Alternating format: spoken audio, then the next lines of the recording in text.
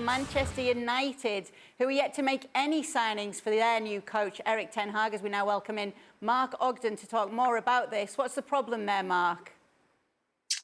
Well, it's either a problem or it's United being cautious, diligent. I guess it depends what side of the coin. But I do think that they do need to get a deal done. The issue is that they're trying to make sure the players they get in are players that want to play for United for the right reasons, players that don't want to go just for the money. They've had that problem over the last few years with players they've signed that haven't turned out well. Maybe they've been a bit overcautious because of the mistakes they've made in the past. But look, they are in talks to sign Frenkie De Jong from Barcelona. That hasn't moved on as yet. I think United are quite wary of Barcelona. Barcelona are quite unpredictable right now in terms of the money they want, the situation they have politically selling players at the moment. I think there are the other players that United are looking at. Antony at Ajax is no secret there. So United have got players that they want to sign. They haven't made the progress yet required to get them over the line. But I do think that United are being a bit more cautious than they would be in the past. And that might be a good thing at the end of the window. But right now, when, like you say, teams like Liverpool, Man City, Bayern Munich are making signings, it looks like United are being, off the pace. I don't think we can judge United properly until the end of the window. We heard Richard Arnolds saying himself, Mark, that they were scared to overpay after spending $1 billion on signings. And do you think that's something that is holding up this Frenkie De Jong deal? I don't think it's holding up the De Jong deal as much. I think the issue with De Jong is that I think he has to be convinced that United's the right move. I think that the money's there to sign De Jong, and I think Barcelona have to sell. They know they have to sell. There's obviously a little bit of haggling between the clubs in terms of valuations, but I don't think it's deal-breaking differences. The issue with De Jong is that he has to be convinced that leaving Barcelona, who are in the Champions League next season, for Man United, who are not in the Champions League and have obviously got a period of transition to go through, I think he needs persuading it's the right move for him. But there aren't many other options for De Jong, so he might not have a choice. It might be a case of Barca have to sell and you have to go. And, Man United's not a bad move, but it's not a great move right now. I think he needs more persuading. What's the story on Christian Eriksen rejecting United then, Mark? What can you tell us? I'm not sure it's a rejection at this stage. I think that Eriksen's keeping his options open. I think, if Eriksen went to Man United, you've got to consider that Bruno Fernandes is there. You've got Cristiano Ronaldo is there. Would Eriksen play? Would Eriksen play the games he wants to play?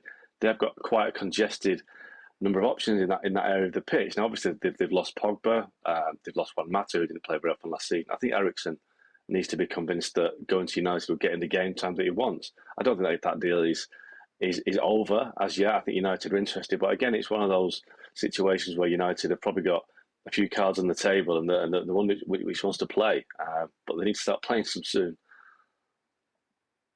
But the fans want to know who they are actually going to get in. Can you give them any reassurances? Is there any word on Antony from Ajax? No, it's a situation as it is.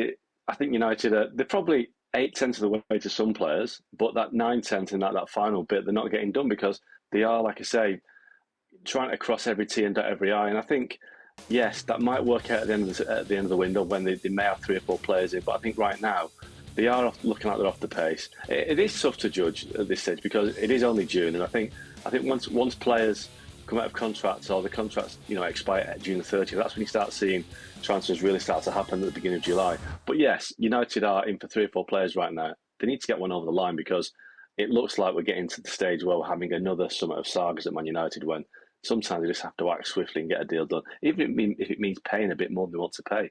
Because that actual overpaying £4, £5, £6 million would just get rid of a lot of the negativity right now, and maybe that is a good investment at this point in time.